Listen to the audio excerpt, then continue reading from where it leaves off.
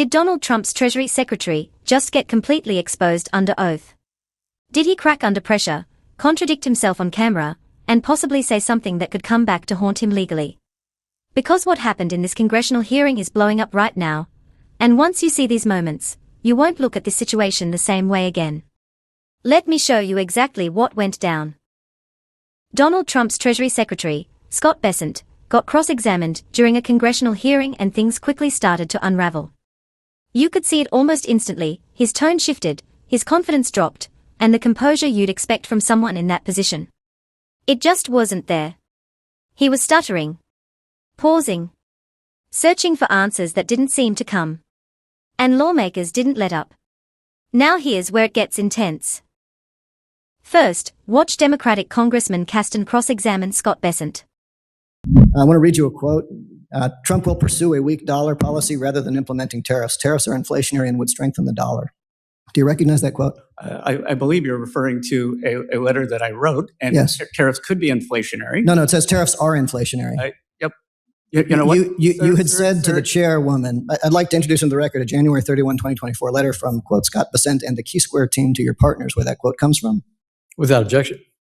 Do you want to correct what you said to the ranking member when you specifically said that you did not say tariffs are inflationary? Well, I think she referenced a letter in the summer of something, not that particular. No, I think you disparaged the New York Times. Sorry? You said tariffs are inflationary. Sorry? You said tariffs are inflationary. Tariffs. Do you want to correct what you said to the ranking member, or did you lie? If I was mistaken, I want to correct it. And I was also mistaken when I said that tariffs could be inflationary, because gentleman's time has expired. I've seen inflation drop to 2.1%. Gentleman's time has expired. Chair now recognizes the gentleman from. When you were asked a similar series of questions, you gave a similarly careful answer, but you said that there were bad actors in the, I think you said you were referring to credit card companies. Who are those bad actors? I'm not going to name them. So you'll tell us that they exist, but you won't tell the Congress who they are so that we might undertake some oversight. I think you have very large investigative committees. Okay. This exchange set the tone for everything that followed. Casten came in prepared, focused, and relentless. And Bessent. He looked like he wasn't ready for the level of detail coming his way. You could feel the tension building with every question. Have you ever seen someone try to dodge specifics while being pinned down in real time? That's exactly what this felt like. One of my favorite moments from this hearing was Democratic Congresswoman Byer cross-examining Bessent. My question to you, are there plans in place to release monies to CDFIs so they can continue to finance affordable housing projects? That's a yes or no. If yes, when? If no, why not? Treasury has been working to implement the CDFI funds programs as required by law. Upon apportionment of appropriated funds, Treasury will be. Is this going to be a yes or no? Program award. Mr. Secretary, no. I'm going to abide by the chairman's rules, but I have some rules. You can say yes or no. And then if you say yes, you may continue to give that support. If it's a no, then you tell me why not. And now we need to be clear. Yes, let's start with the yes or no. I'm trying to be respectful. But you're not going to do what you want to do on my time. Yes or no, or you can say I'm not going to answer it. Now move on. Number 3. Okay, so let the record show that he refuses to answer a question. No, we're not going to do that with me. We are not going to do that with me. Ask it. It's the gentlewoman's time from Ohio. Now, you opted for number 3, so you get to hear my wrath that you refuse to answer a question under your authority and what this administration, and yet you've talked about the value of housing and you're not releasing the funds. And I want the record to be clear on that. So let me move on. Why baby products that are required by law are not exempt from Trump's tariffs? Again, Congresswoman, it is a matrix, and many of these products, unfortunately, are made in China. And Secretary, reclaiming my time. It's an unacceptable answer. You've had 9 months. You told me it was under consideration. You've had 9 months to think about it. And while you've been thinking about it, working families have been struggling. When it is required by law that they have many of these essential baby costs. Your report from the Department of Treasury refers to them, car seats, as essential safety tools. So if you can acknowledge that, this is. Well, I will acknowledge the gas to run the car. Well, listen, is at a 5-year low. You've included asbestos in your exemptions. So you're telling me you can do asbestos and not baby products. It's my time. I think you would want Mr. children to be safe in their homes. Mr. Secretary, parents with newborns don't want to hear your excuses.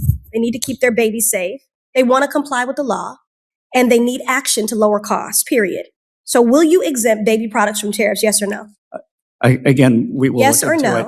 Mr. Secretary, respectfully. We will look at Mr. Secretary, respectfully. Congresswoman, yes I do or not. no? I am the Treasury Secretary. I am not the USTR. Reclaiming my time. I am not the President of the United States. Reclaiming my time. So you're asking the wrong person. I'll take a commitment. Mr. Secretary, you are taking my time. Claiming my time, Mr. Secretary. This is Financial Stability Oversight Council. Mr. Secretary, then I ask for your advocacy then. Because a no or a non-answer is unacceptable to the working families you claim to care so much about. Moving on. I'm agreeing with you. You will have my advocacy. Okay, thank you. This was another turning point. The pressure kept building, and instead of regaining control, Bessent seemed to sink deeper into uncertainty. Lawmakers weren't just asking questions, they were demanding clarity. And viewers were left wondering, why couldn't he just give straight answers? I thought this entire exchange between Congressman Casten and Bessent was perfect. As our editor-in-chief, Ron Filipkowski wrote, if you want to finally watch ScottBessent get pinned down on the specifics of the illegal money laundering operation being run by the Trump administration by someone who actually knows what they are talking about, this is your clip. Bessent gets destroyed. Watch the whole thing. For being here today, Mr. Bessent, appreciate your patience with us. Since the U.S. captured President Maduro, the Trump administration has been selling Venezuelan oil. Secretary Wright has said that's going to continue indefinitely. The president's January 9th executive order said that those funds are the sovereign property of Venezuela, but has directed you, the Treasury Secretary, to hold those assets in custody to facilitate disbursements transfers as directed by the Secretary of State. As I've gone through the 91 specific trusts that you have the statutory authority to oversee, none of those have any relationship to Venezuelan oil. So can you help us understand under what statutory authority is Treasury relying on to exercise the discretionary control over natural resources and sovereign assets of another country? Treasury has no control over the... I'm just asking about what statutory authority you rely on. Again, we are operating under an agreement between state and energy that we are not involved. No, the executive order said that the Treasury Secretary is holding those assets in custody. That's a specific language there, and is facilitating disbursements. Under what authority are you acting? I will get back to you with the exact authority, but it is under agreement with state. Let me just clarify, because my concern is that the executive order cites IEPA. IEPA specifically says that you have to be engaged in hostilities with a country for IEPA to trigger that claim. Secretary Rubio said that we are not at war with Venezuela. I would agree. I'm glad we're not at war. So unless you disagree with Secretary Rubio, I'm unclear under what legal authority the United States has to control or disperse those assets. Well, I would believe that the IEPA authority would act for a period of time for a not unless we're not. That's for a transition. Well, look, that's not true. But please provide in writing what you're doing there, because I want to get to why I think that's material. Last week, Secretary Rubio also said that the $200 million in proceeds was sitting in a Qatari bank that was owned by Venezuela. He went on to say the Treasury has a written agreement with Venezuela's interim government to review the monthly budget request for payments from that account. I come back to where the authority comes. What statutory authority are you using to exercise custody indirectly through a third country and direct the release of funds from those offshore accounts? Yeah, IEPA. That's not in IEPA. You're managing, okay, so if you're managing a third country, not in IEPA, and please do provide us with the legal guidance, because this matters. What controls are you putting to audit those flows? Because as you know, the Venezuelan government still has a lot of shady people. How are you controlling the dispersion of those flows so that they don't go back to some of the shady characters that the president is concerned about in Venezuela? What is the audit process? Again, we will be bringing in outside auditors for this, and the Venezuelan government will be. Do you have an agreement in place right now for those auditors? Sorry? Do you have an agreement for that audit in place right now? Not at present. Okay, because Secretary Rubio, when he was asked that question before the Senate, he said that the Treasury had handled the agreement that he would be providing to the Senate committee. Are you saying that Secretary Rubio was incorrect, or that you're not aware of the agreement the Treasury directed according to Secretary I'm saying I'm not aware of the agreement. Okay, so Secretary Rubio said he would provide that to the Senate committee. Can you please coordinate with Secretary Rubio and give us your word to provide us what Secretary Rubio has provided? Because he is alleging that that was done under your with pleasure, Congressman. And just so you know, the goal here, it's been 30 days. I want to just reclaim my time because the concern I have is that this would be considered a fraudulent conveyance. I have a specific concern that we've entered into contracts with companies like Vitol, who have pled guilty to bribery and all sorts of nefarious actors. If I was a company buying stolen goods and we didn't have statutory authority, I'm going to have a lot of creditors coming after me. Now think about that for a second. Pinned down on specifics. That's where things often fall apart in hearings like this. It's easy to speak in generalities, but when the questions get precise, that's when the real test begins. And according to critics, this is exactly where Bessent struggled the most. Then you have Democratic Congressman Moscowitz. I don't understand what the problem is. I don't get it. For years, you fired people. It was strength. Now you think that's weakness. I mean, if we can't get Apprentice Trump, can we at least get like Home Alone 2 Trump? Can he at least like show her the lobby and out the door? She's coming here in a month, okay? It's not going to be a good hearing for her. It's going to be a disaster. You all are going to have to defend her, which you're not willing to do on TV. This will be very televised. I mean, why did the president not let her speak in the cabinet meeting? Why didn't she get to talk? Right? Why is Tom Homan now running the department? Why is Roger Stone taking shots at her? It's time for her to be fired. She is the weakest link of his team, and it's enough. And again, I got plenty of material, as you see, Mr. President, to remind you how to do it. Just go back, go on your reruns, go find some old episodes for some inspiration. I yield back. Another round of questioning. Another moment where the pressure didn't ease up. Each lawmaker brought a slightly different angle, but the result felt the same. Bessent kept getting pushed into corners where vague answers just weren't enough. The stated policy objectives. And we'll keep score. Okay? One of the stated policy objectives of the Trump tariffs is to bring back domestic production. Does the Trump administration regret imposing tariffs on goods that cannot be produced domestically at scale in the United States? Do you realize in hindsight that that was foolish? Do you realize that we use the leverage to bring down tariffs from other countries to take down non-tariff tariffs? Tariffs on bananas give you leverage? Yes, with Colombia, with Brazil. Okay. I think, Congressman, you're being very naive with negotiating. I mean, we were promised reindustrialization. A tariff on bananas did not lead to domestic banana production. It simply made bananas more expensive for American businesses and consumers. The same is true of coffee. Countries negotiating in a more fulsome manner. Are you willing to commit to no longer imposing tariffs on any product that has neither a domestic substitute nor a national security rationale? That would be the definition of foolish in a negotiation. So you're not willing. You're willing to impose tariffs that make more expensive goods that we cannot domestically produce here in the United States, again, and that have no national. What is the national security nexus of bananas and coffee? Again, why would you do that? There are numerous things when you negotiate with Indonesia. There are things that are only made in Indonesia, but the Indonesians brought down their tariff barriers or non-tariff barriers. I get it. We have to make bananas great again. I get it. Thank you, Mr. Secretary. Yep.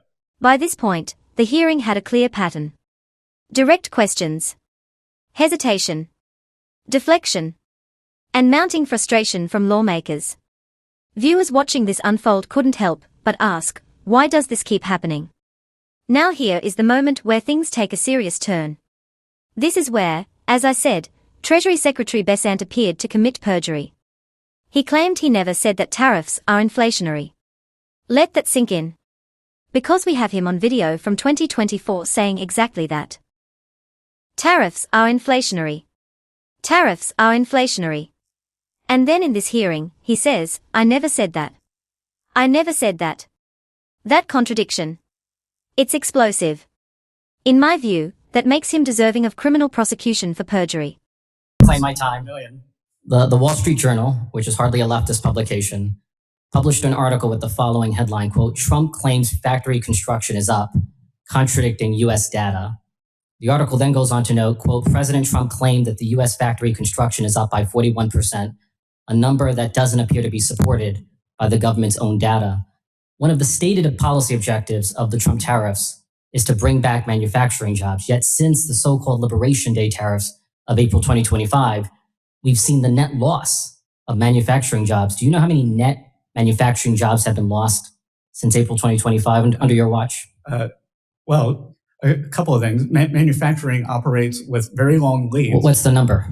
Is there a number? I believe it's about 67,000. It's 70,000. Yes. 70,000 jobs lost. So, but again, despite the stated objective. Let me proceed. I'm going to reclaim my time. Flip the switch. I'm going to reclaim my time. Let me reclaim my time. This is the moment that's getting the most attention online. The confrontation. The receipts. The direct challenge. And the big question everyone is asking right now is simple: was this a mistake, or something much bigger? Then instead of actually answering questions from Democratic House members, Bessent starts reading from his notes to attack the very people questioning him. Watch how weak and pathetic he looks doing it. Interesting fact that every time you put a Republican in charge of in the presidency, that two things have happened: that the dollar has gotten weaker and that manufacturing employment has dropped. And this has happened just during every Republican president in our lifetime, and the reverse has happened every Democratic president. The dollar has strengthened, actually achieved your objective instead of just talking about it. And since the time of that, actually, I think this plot here was the one we had then when the dollar was only 8%. I think it's down about 10.5% now. So you're continuing down the traditional. I'm sorry, which index are you using DXY, for the dollar? I think it's DXY year on year. Yeah, and I think it's the last time I looked at it, it was roughly down 10.5%. And you have the president on there, but under President Clinton, it would be. I'm not talking. It would be my belief that it was Speaker Gingrich and what he did. I'm just talking about the president who has control with the Clinton administration. I understand. It's Dr. Foster's time. Yeah. But you agree it is a historic fact that during those presidencies, manufacturing employment dropped and the dollar got weaker during Republicans without exception. Yeah, I haven't seen the data, so I can't. I presented it to you on a graph. It's my understanding, actually, that later on that hearing, after I'd left to attend a different hearing, that you said some rather negative things about the data, and that as a finance professor, that you would have, I think, given it an F, was, I believe, your word. And so that, all right, so now I'm not a finance professor, I'm a manufacturer, okay? But I understand that the first rule as a manufacturer is you don't piss off your customers, which seems to be something that your administration just revels in doing, internationally especially. And so I think that it's easy for me to understand why manufacturing employment has continued to drop. That ever since Liberation Day, we have seen a continuous decline in manufacturing employment, which was one of your number one promises. Congressman, as a manufacturer, you would know that I can't snap my fingers and create factories. So there is a building process that is well underway. I could send you the chart on the factory groundbreaking. I understand. And the fact that we have been historically a low tariff nation is, I believe, responsible for the really extraordinary economic growth over the last decade of the United States compared to, say, the EU, which was a high tariff regime. And now we are joining the EU. I believe that we've going down that exported road. Jobs to China. So you were touching on a lot of CCP talking points. I think. Thank you, Mr. Chairman.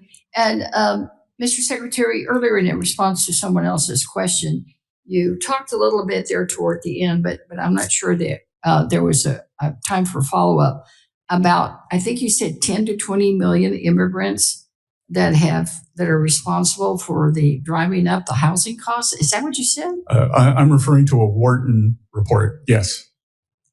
A Wharton, do you know what they based it on? What data, what information they looked at? Yes, the survey by survey, community by community. You could go. If you'd like, I will have my people post it on the Treasury X account as we speak. Well, thanks for the cooperation, because I'm just completely baffled. The average new home sale is about $500,000, and you're saying that it's driving up the housing crisis when DHS is over there trying to pick up and deport people because, quote unquote, they're a drain on society. They're dependent on public benefits. So if you're on public benefits, how do you afford a $500,000 house? Well, let me clarify your confusion, because I'm not confused, sir. Don't be demeaning to me, all right? Because I'm going to object and ask the chairman to make you answer questions. Anyway, I'm trying to explain to you that it is rental income and rental properties. Do you really think that people have you been to the rental places of immigrants? I have people in my district that are in rental houses that I wouldn't rent to anybody. They're not expensive. they're probably $500 or $600 a month. You think people that can barely afford housing like that's the housing that we're talking about when we talk about the housing crisis? D properties push up the price of C properties. Inflation in C properties pushes up the price of A properties. Inflation in the price of A property. B properties pushes up A properties. So it moves up the stack. And if you think that somehow the laws of supply and demand do not apply to housing, I would say you're incorrect. No, well, I'm not incorrect because, the only thing that we might say about immigrants is that we don't have new housing because they can't, there's a shortage of labor supply because they build the houses and you all are more focused on deporting them than having them stay here and build. Does the president have the constitutional authority to remove the chair of the Federal Reserve or a member of the Board of Governors solely because of a policy disagreement? I'm not a lawyer and I don't have an opinion. You have no opinion on whether the president can remove a board member at will? Well, I believe that the board member has committed. No, just in general. I'm not asking about a particular case. I'm asking. Or malfeasance. I'm asking about the president's general authority. Let me ask it differently. Do you believe that the unitary executive theory applies to the Federal Reserve? Again, I think we'll have to wait and see what the Supreme Court says. Well, what is your opinion? I'm not a lawyer. What is the administration's opinion? There are varying opinions in the administration. What's the prevailing opinion? The official opinion? Again, we'll have to see. Do you consider the Federal Reserve an executive agency or a legislative agency? I consider it an independent agency. So neither executive nor legislative? So we'll see. Therefore, independent of presidential control. So it sounds like you do have an opinion. Again, we will see. We will see, Congressman. Okay, thank you for establishing the independence of the Federal Reserve. I do believe that the Federal Reserve has to maintain credibility and be like Caesar's wife, beyond reproach. And undermining the independence of the Federal Reserve is a threat to that credibility. So I know you're no fan of the New York Times, but let me proceed. Let me reclaim my time. The Wall Street Journal. Any idea how much we're spending on ICE every single day for enforcement? Again, Representative, this is the Financial Stability Oversight Commission. But you're the treasurer. You're the treasurer. You're supposed to follow the money. In response to questions on this side, you're always talking about, well, we follow the money. Well, have you followed the money? How much are they spending every single day in Minnesota and other states where they occupy cities, terrorize communities, and try to break up our country? Again, President Trump has secured the border. He was elected then let him stay at the border on a mandate. Well, I disagree with you, and I think you're confused. I think you're confused, but let me ask you about something else. Okay. Maybe you'll answer this one. About this, but did you write a letter to investors raising concerns about the impact of tariffs, writing that, quote, tariffs are inflationary? Did you say that at that time, yes or no? No. Okay, thank you. Okay, we have a New York Times article that, agrees that you New York that. Times. Then last summer, when you testified before a Senate committee, you said, and I quote, there is no inflation. Tariffs are not being passed on to consumers. You were quite definitive and even claimed that critics had, quote, tariff derangement syndrome. Well, those comments are at odds with the statement you made to investors that tariffs are inflationary. Again, I want to be clear, so just let me ask you, are tariffs inflationary, yes or no? According to the San Francisco Federal Reserve, with 150 years of data, yes or no? Tariffs do not cause inflation. San Francisco Federal Reserve. Well, last November, as the Trump administration finally began to realize that affordability issues you kindly, and as one professional to another, Mr. Treasury Secretary, do you think that this should be investigated, the president's stock being linked to his Truth Social message, and that stock having gone up by some $415 million in a single day, and this is a stock that was doing very poorly prior to that, hadn't had a lot of success. Do you think that this should be investigated? No, sir.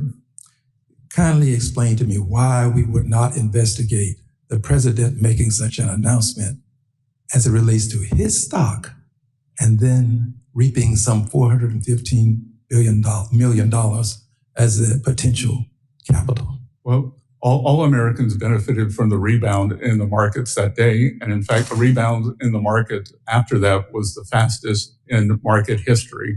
Today, to pause and heighten the scrutiny of any bank charter or licensing application at the OCC connected to the World Liberty Financial until all of these conflicts of interest and foreign influence reviews are completed and shared with the United States Congress. All I need to know is, will you halt it and do a complete investigation and scrutiny of this licensing application? All you have to ask is yes or no. No, Congressman. All you have to ask is yes or no. OCC is an independent entity, and I would know, Congressman. I take that as a no. You traveled to Venezuela. I take that as a no. On behalf of I take that as a no. On behalf of your donor. You do not want to answer that question. I take that as a no. For a $7 billion. I'm asking you to do your responsibility as Secretary of the Treasury. Into a Venezuela. You do not. Will you? Time has expired. You cannot erase what you did. This shift in tone caught a lot of viewers off guard. Instead of engaging, he pivoted. Instead of clarifying, he went on the offensive. And for many watching, it didn't come across as strength, it looked like deflection. And then you see Bessent trying to belittle the lawmakers, asking him questions, saying, "Can you speak up? I can't hear you. I can't hear you." At this point, the hearing wasn't just about policy or facts anymore, it became about credibility, composure, and accountability. In my honest opinion, Bessent is a thug. He is a liar. He is a fraud. He is pathetic. You can see exactly what kind of person he is. But now I want to turn this over to you. You've seen the moments. You've heard the contradictions. You've watched how he responded under pressure. So what do you think really happened here? Was this just a tough hearing, or something far more serious? Drop your thoughts in the comments below, because this debate is just getting started. And if you want more breakdowns like this, where we cut through the noise and show you exactly what's happening behind the headlines, make sure to like this video, subscribe to the channel, and turn on notifications so you don't miss what comes next.